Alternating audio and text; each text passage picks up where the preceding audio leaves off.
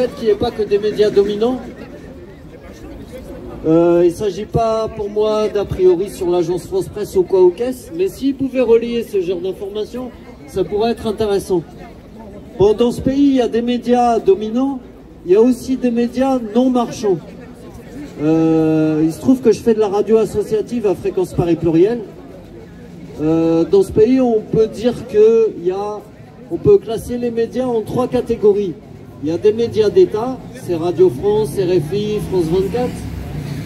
Il y a des médias à visée commerciale, donc qui sont des entreprises à but lucratif, pas resté longtemps, hein. Style Énergie, RFM, toutes les radios et les télévisions que vous connaissez, il a dit des vérités. Qui passent de la et comme publicité. Il est en Angleterre, il envoie ça de l'Angleterre. Et à l'époque où Mitterrand est arrivé, et donc où a été cassé le monopole d'État sur les médias, en 1981-82, pour arriver à une législation en 86, puis à la création du CSA en 89, il y a eu à la fois un mouvement de la part de la gauche, donc de la social-démocratie, à la fois une libéralisation des ondes, c'est-à-dire l'autorisation aux requins commerciaux de vivre de la publicité et de mettre des programmes entre qui soient plus ou moins intéressants, mais avisés de rentrer le tiroir caisse et avisés de profit, et une institutionnalisation des radios libres qui sont appelées radios associatives.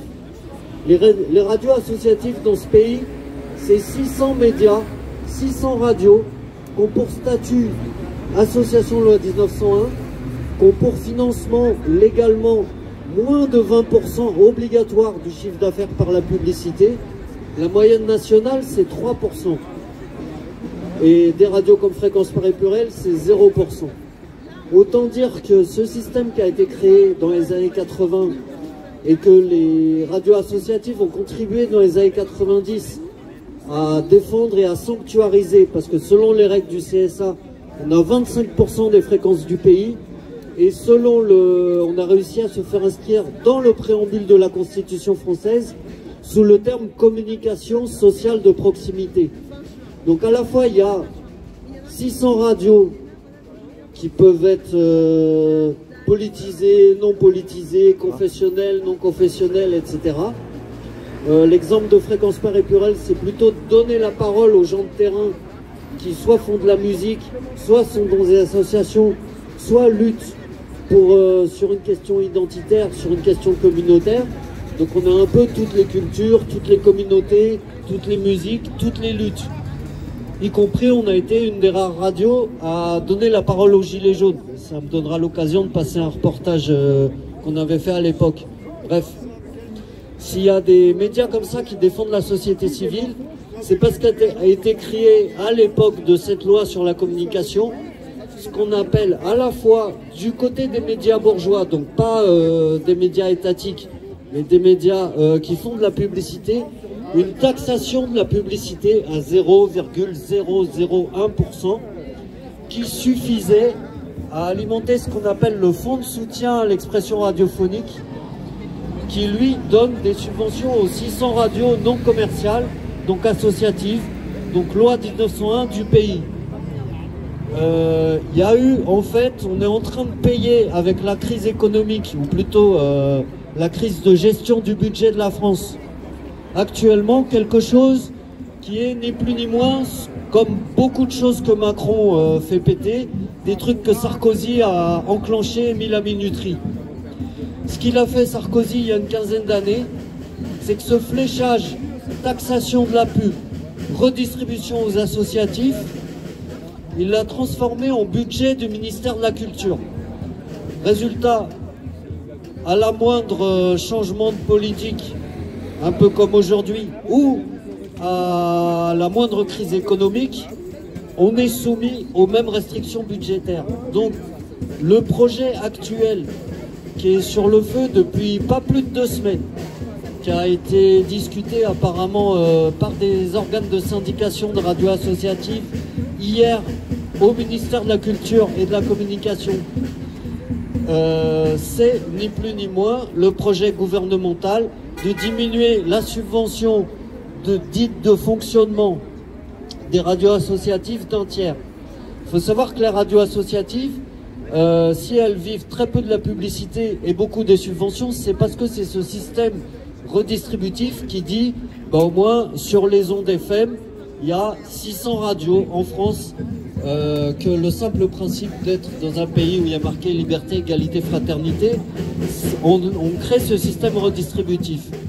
Donc moi, ce que je voudrais juste dire, c'est de vous rapprocher de vos radios, de suivre tout ce qui se passe pour la défense des radios associatives, parce que c'est leur existence qui est menacée, et c'est l'expression de la société civile et de mouvements citoyens comme ceux des Gilets jaunes qui est menacée.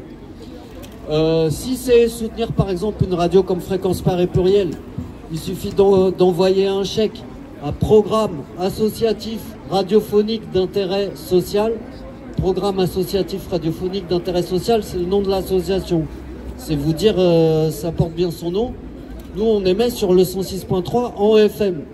Et on a été ceux qui se sont battus contre la création de la radio numérique terrestre. Et on continuera à le faire. Et pour la défense de la bande FM, parce que c'est sur la bande FM que peuvent s'exprimer les communautés, les cultures, les mouvements citoyens.